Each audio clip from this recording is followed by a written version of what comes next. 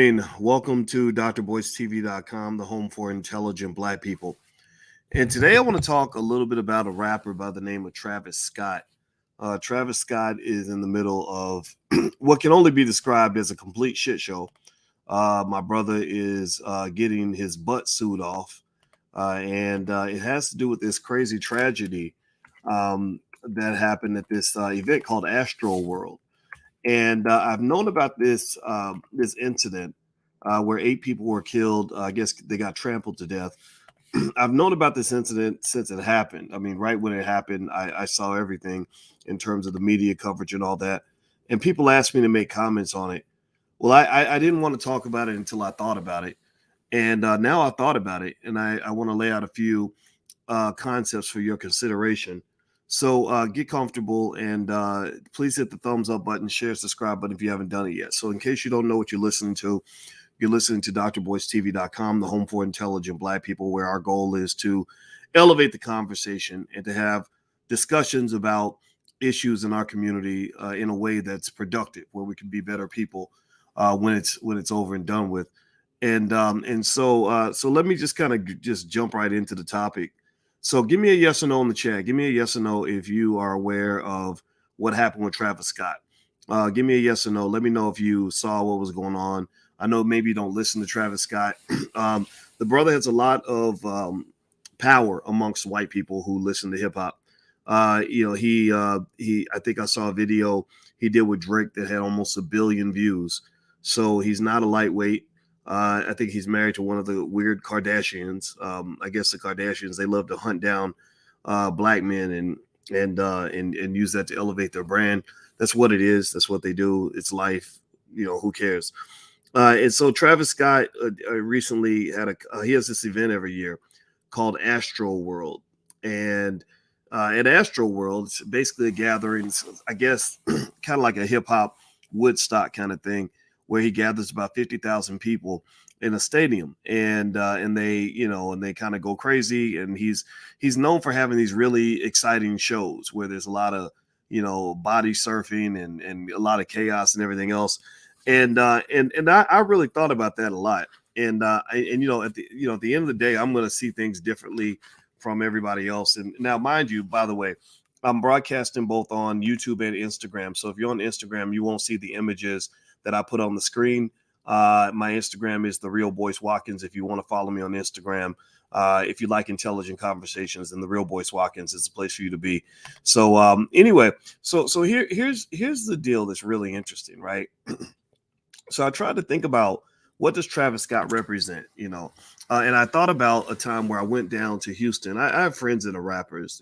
Most of them are a little bit, they're over the age of 35, and so I'm not really a person who's necessarily in the Travis Scott demographic. But I went down to Houston and I was invited to Willie D. Willie D was having a roast where Willie D from the Ghetto Boys, and it was, I guess, an event where they were celebrating 30 years of controversy. So all the years he's been in hip hop, kind of doing his thing. And I was walking through the hallway of my Airbnb, and I saw these white kids with sleeping bags and backpacks and shit, right? And I saw them and I said, hey, what are you guys doing? We were on the elevator, we're making small talk. And they said, oh, we're here for Astroworld, dude. I said, Astroworld? What the hell is Astroworld? They said, oh, it's Travis Scott, bro. It's going to be awesome, man. Yeah, dude. I was like, wow, okay, sounds like y'all ready to have some fun. They're like, yeah, bud, we're going to have a blast, man. So that's what brought Astroworld onto my radar, right? And then I looked it up and I was like, okay, he's really got something here. It's a thing. I haven't seen, when I see images of people that go to Astroworld, I've not seen one black person yet, right? It doesn't mean black people don't go. I'm sure there's thousands of black people somewhere in the crowd, but I swear to God, I kid you not, if you randomly search for any images of Astroworld, you probably won't find any black people in those images. In fact, let me look up. I'm going to literally do a Google search on Astroworld and try to see if any black people appear, or Astroworld attendees or something like that. Let me see. I'm looking at a picture here. Nope. Lots of white people. Just a sea of white people. And that's fascinating to me, right? That's really fascinating. And let me tell you why. The reason it's fascinating to me is because it's just interesting that you have this one black dude on stage rapping, right? Now pay attention. Now I promise you I'm getting to a point here. Y'all know me. I got to make sure I make the point clear so that for the Negroes in the back, for the for the slow people, so they can make sure they get it too. Because even slow Negroes need to eat intellectually. We need to feed them too. Um, so I looked at so when I was I'm looking at the pictures of Astroworld, I see a sea of white people and like one black dude at the front of the stage, like, rocking the crowd, right? Which some people see that as like some sort of sign of black power or something like that. I don't know if that's what you'd want to call it, but if you look at look at the image right here, like nothing but white people, and they're all walking into this door that's like the mouth of Travis Scott or something, right? And um, so you process this, right? What is this? Like, what is this? What is this phenomenon called commercialized hip hop? I'm not talking about real hip hop. I'm not talking about hip hop that was created in the boogie down Bronx.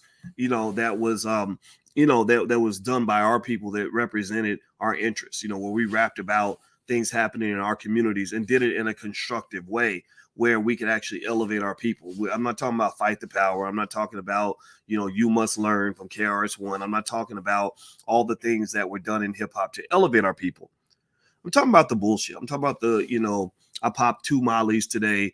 And I bought a Gucci bag, after I get to put my Mollies in my Gucci bag so I could go date a Kardashian. I'm talking about that stuff, right? I'm talking about the stuff that I can't relate to. Now, some of y'all are talking about things that are ritualistic, satanic.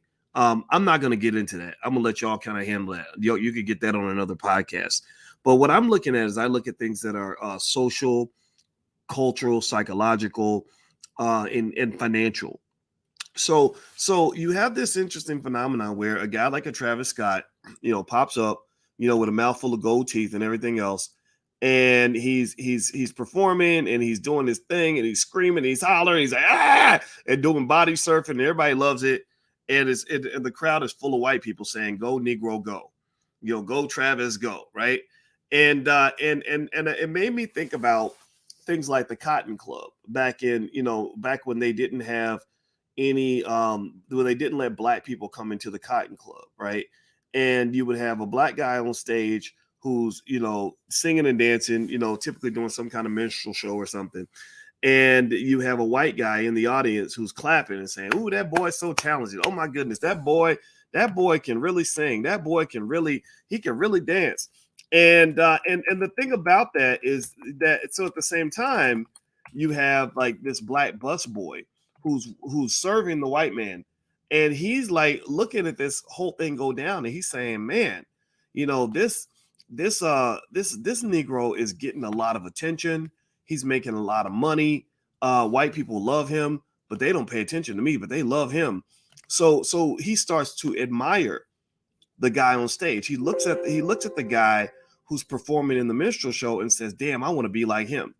Now, pay attention now. The white man isn't saying, "I want to be like him." The white man is not influenced by the Negro on stage. He's like, "No, that's something that the Negroes do. The Negroes entertain us. That's their job," right? But the black busboy is saying, "Man, I want to be like him." And you know what that makes me think about? It makes me think about modern day hip hop. So in hip hop, here's what you have. You have a bunch of dudes that go out and try to outdo each other. They try to do the most extreme stuff to get the attention of white people, right? They got the shiniest gold teeth. They got the biggest, with a big old smile, like just like a minstrel smile.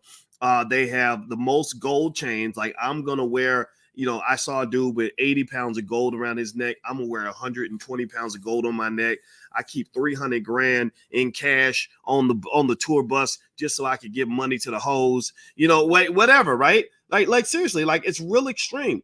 And if you read books like Black Labor, White Wealth by Dr. Claude Anderson, he explains how even historically, going back hundreds of years, black people have been incentivized to be extreme and almost comical in nature in order to impress crowds full of white people, right? So I want to ask you, what's the difference between what Dr. Anderson was talking about and what you might see at an Astroworld, where you have a black dude, and I'm not talking about just Travis Scott. I mean, this can be applied to Drake. This can be applied to a lot of people, where they are marketing hood imagery, right? They're marketing the pain of black people. They're marketing the poverty. They're marketing the homicides. They're marketing the trap culture, right? We love bragging about being in the trap and trap houses and all that. That's dysfunctional shit. Like that's terrible shit. But we've taken the trauma and made it into something good in our minds, right? We think it's good to talk about the trauma and the trap and everything else. And that's why you're trapped. Well, because you're constantly focused on being in the trap. So of course you're going to be trapped. Why wouldn't you be trapped if you're constantly manifesting a trap for yourself? Like even if the white man got rid of the whole trap, got rid of the whole prison, the whole psychological incarceration, even if he got rid of every single trap, every single systematic trap that he has for you, you would create a new trap because you have hypnotized yourself into believing that you belong in the trap. And so rappers, unfortunately, many rappers market black trauma, they market black pain, they market black suffering to crowds full of white people who never want to grow up and become like these guys, right? Most white kids in college, believe me, I taught them. I've been on college campuses for many years. I taught at Syracuse University, the Ohio State University, etc. I rarely met a white kid anywhere. Every now and then you meet a little wigger or somebody, right? But I've never met a white kid in college, in business school, who said, man, I love Travis Scott because I want to be just like him. Don't get me wrong. You got white boys who rap, right? Don't get, I get that. But I never really seen anybody saying, I want to go pop mollies till I'm dead. I want to go and get 8 babies mamas. I want to go out and blow all my money on Gucci and Louis. I want to go out and shoot my homeboy in the head, or whatever, or go into the trap and see my boys all get murdered and shot before they're 25 years old. Like you don't see that, right? So when people talk about the influence of hip hop, you got to be clear. The patrons of hip hop, of this kind of hip hop, not all hip hop, but this style, tend to be white people. White people love this because they are entertained by your suffering. That's why they don't do anything about it. That's why they don't offer you things like reparations or any form of empathy for what you're going through, because they have been firmly convinced. Many of them have been firmly convinced that you actually like this shit, that this is where you belong, that this is who you are.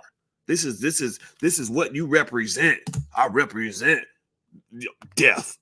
I represent suffering. You don't believe me? You don't believe me? You don't believe me?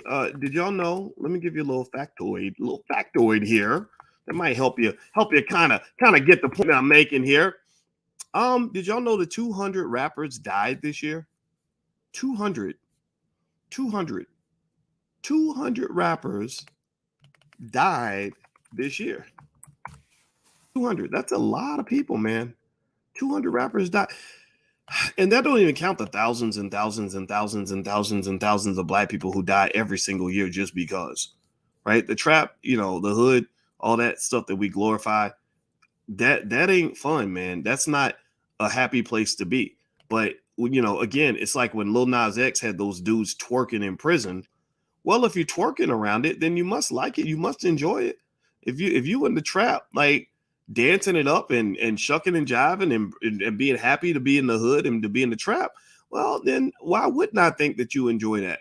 Why wouldn't I think, oh yeah, of course they like it? It's just like slavery. You ever see those history books where white people present slavery like it was this wonderful thing? Like that there was this nice, happy relationship between blacks and whites, and black people were happy in the position that they had in society, right? Well, it's no different now. This is no different. So anyway, before I move on, do me a favor, hit the thumbs up button, thumbs up, share, subscribe button. And if you haven't done it yet, I hope you'll consider becoming a patron on the channel. We give you, free stuff and things like that. If you're interested, feel free to go to intelligentblackpeople.com. That's intelligentblackpeople.com. We believe that black people are better off when we're smarter. We believe that black people should train ourselves and our children to be leaders. We believe that black people don't need white people in order to be successful. We believe that black people can do anything. So if you're in that category and this makes sense to you, we hope you'll consider being a patron of the channel, because y'all know white folks ain't gonna pay for this. So this has got to be a black-owned, black-run operation all the way through and through. So the URL is intelligentblackpeople.com. Now, here's the thing. Here's what, and I see you, Alicia Mary. You putting up this article that I saw earlier about Travis Scott inciting the crowd and telling the f a dude up in the crowd and all that. And yeah, and that speaks to a point. And this is not about vilifying Travis Scott. I don't think that's beneficial to the conversation. It's really about talking about what this has become. Here's the thing. In order for you to keep the attention of white people, you're playing the Hunger Games. You're playing the Hunger Games and the Squid Games. That's what you're doing. That's what it's like trying to be a rapper in the trap, trying to impress enough white people to sell a couple records. You literally are playing the Squid Games and the Hunger Games. Why do I say that?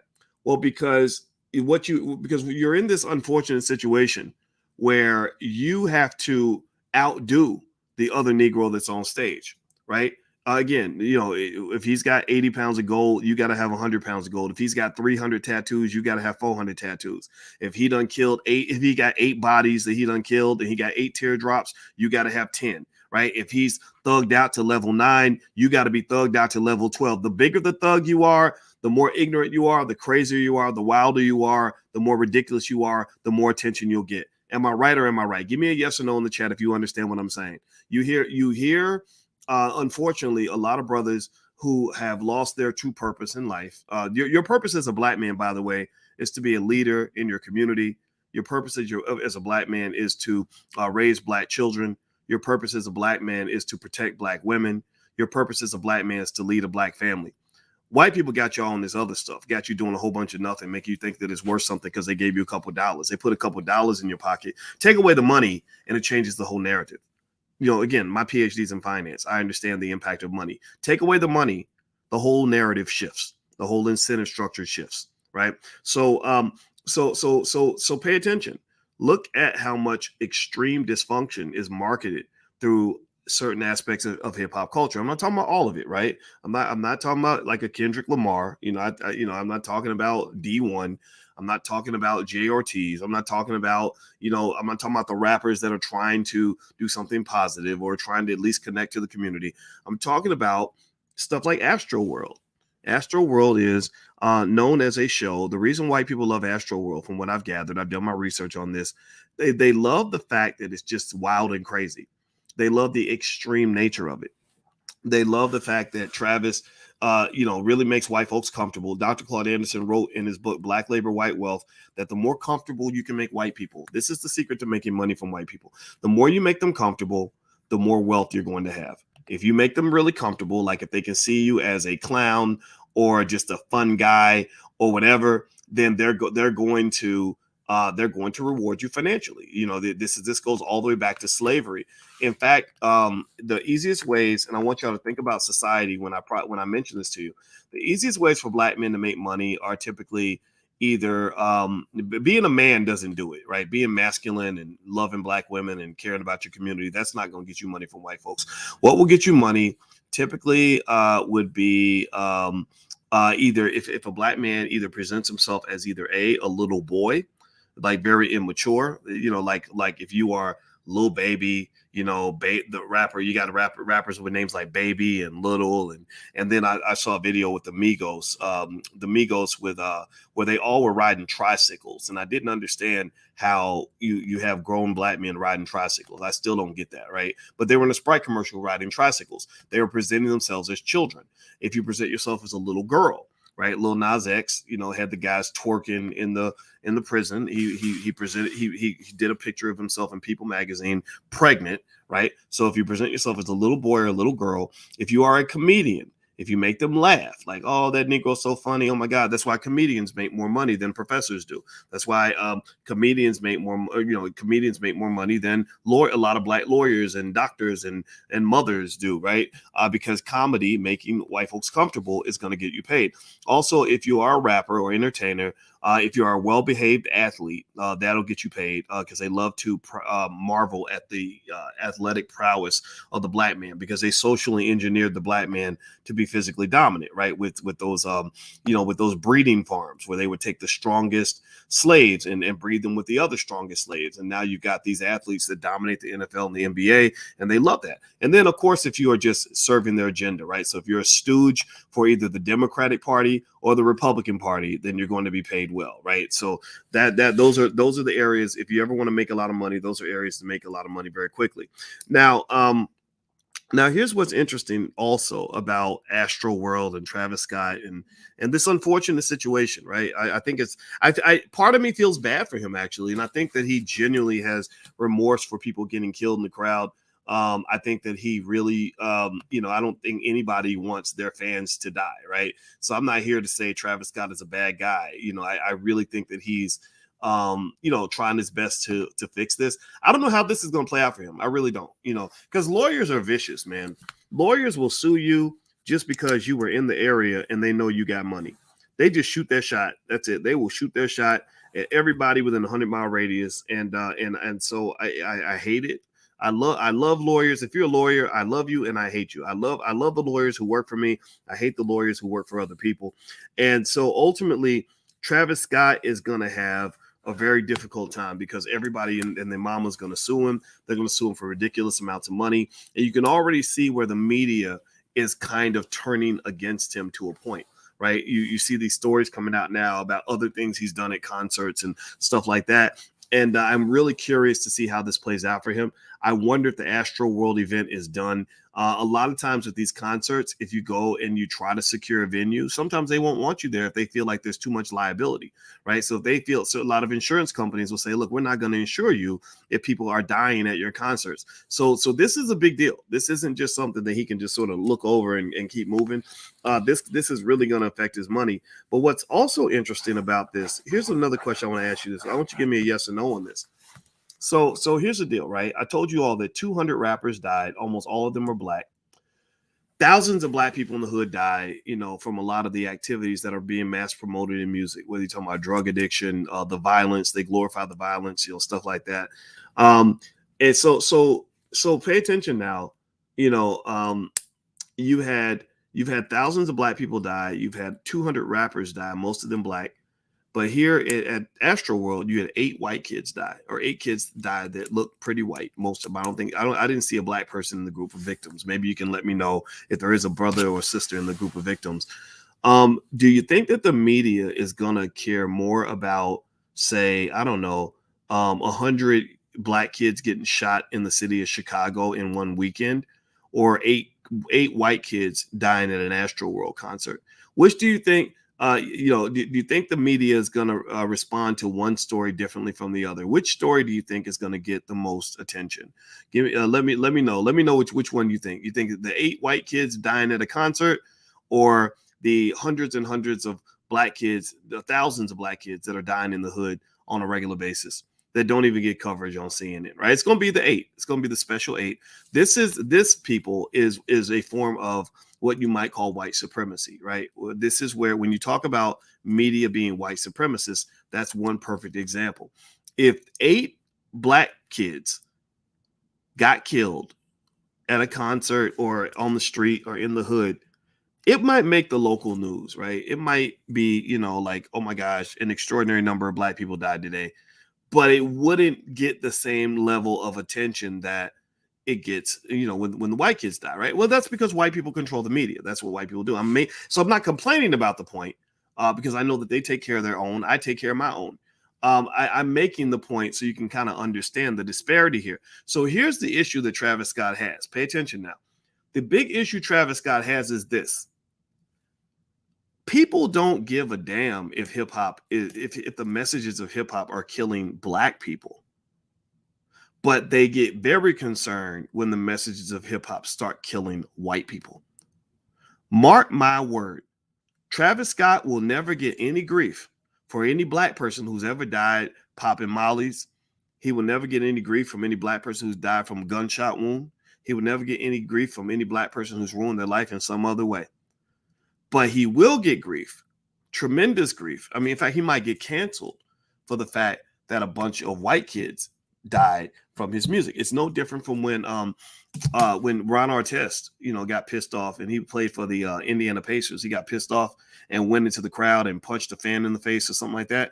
They gave him the worst penalty that they'd ever given any NBA player in the history of the NBA. Why did they do that? They did it to make a point, to say, look, you can destroy your own, but you can't destroy our own. You can't destroy our people. You can destroy your community, but you better not mess with ours. And so I'm really curious to see how this Astro World thing plays out. This might be, remember who was it? I don't know if it was Chappelle or somebody else called it the I'm not gonna say the N word, but imagine the N word in your head. He called it the wake up call. You know that wake up call you get where they remind you that you really are black.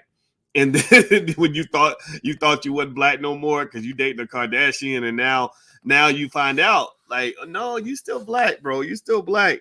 And so I kind of feel like you might refer to Travis Scott's performance. Unfortunately, right now it's kind of the deadliest minstrel show on earth.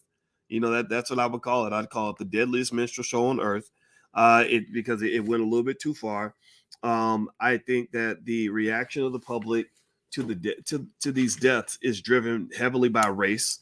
I think that Travis is going to lose a hell of a lot of money because of this, a lot of opportunities because of this, and really it speaks to really dissecting what hip hop music really has become. It has not become a phenomenon that is economically beneficial to the black community. It is a phenomenon that is detrimental to the black community for the most part, right? No community benefits when you have people that your children look up to, role models. Really, I mean, I'm not saying Travis Scott should be a role model, but I bet you I bet you if I went to a public school, a high school, as a speaker, and I was in one room and Travis Scott was in the other room, whose room do you think that those teenagers would go to? Because I'm not going to tell you to go pop mollies. I'm going to tell you to say no to drugs. I'm not going to tell you to go and go, get a strap and go shoot somebody. I'm going to tell you to be careful, to preserve your life.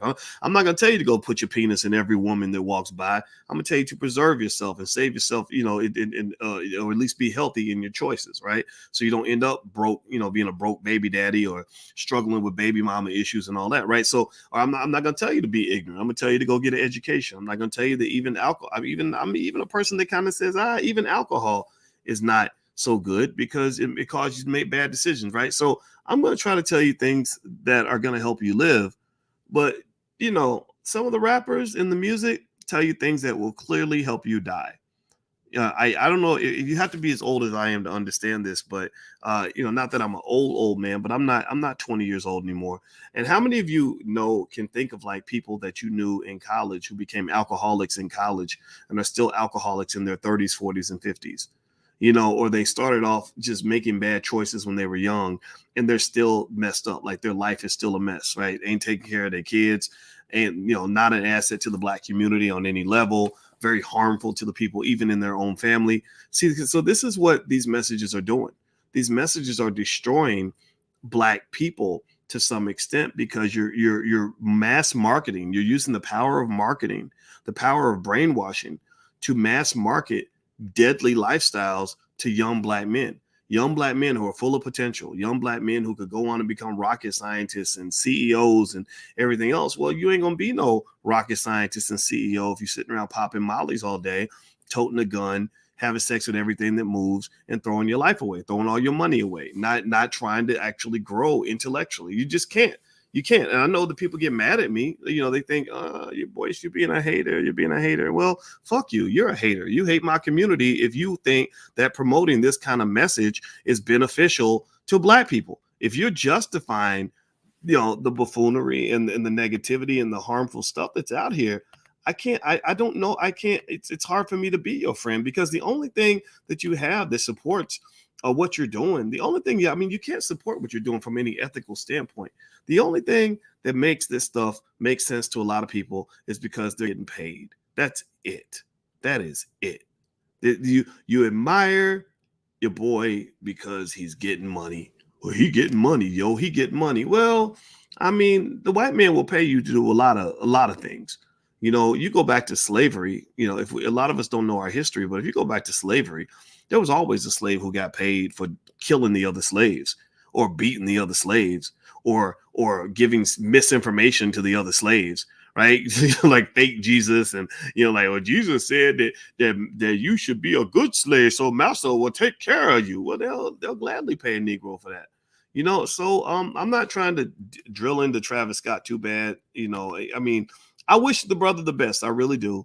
But honestly, that's his life. That's the life he chose. And he probably does not give a damn what I think, right?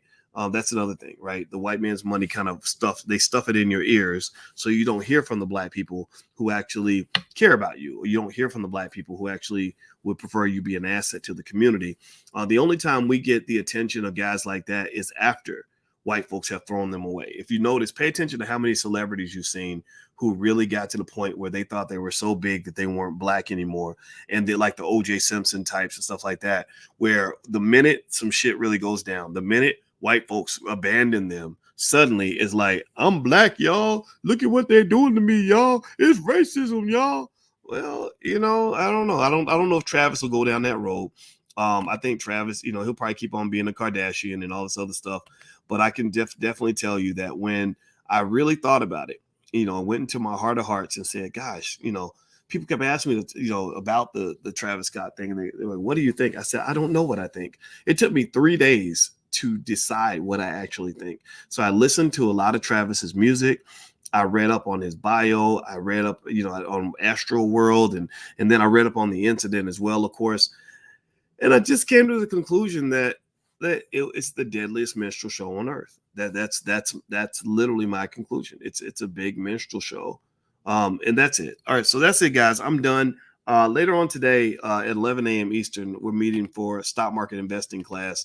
So if you'd like to join us, feel free to go to theblackstockmarketprogram.com. That's theblackstockmarketprogram.com. You can leave me your questions. I will answer those questions first during class. And usually there's so many questions it's submitted in advance that I don't even have time to answer questions on the fly. But if you want to get your question in, go ahead and log in. You can do the first month free. So feel free to give it a try if stock market investing is your thing. And I encourage you to pay attention to what's going on in the investing world, because right now the stock market is sky high. It's absolutely killing it. And also, last but not least, crypto. I don't know if you noticed that Bitcoin is now, I think, about 68,000. I predicted earlier in the year it would go over 100,000 by January 1st. And some things derailed that prediction. So I don't think we're going to hit 100,000.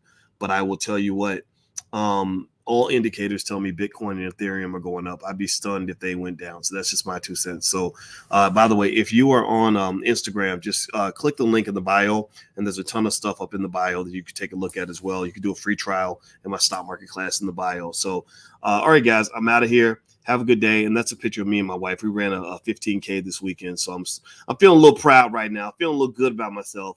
Got my fat ass out there and ran that whole 9 miles. So it's hard work, man. I'm telling you, but health is wealth. Y'all know what it is. All right. So do me a favor, hit the thumbs up button, hit the thumbs up, share, subscribe button if you have not done that yet.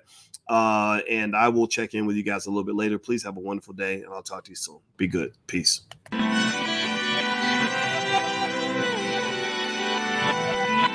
Here we are, clearing the isms, cataclysm, great.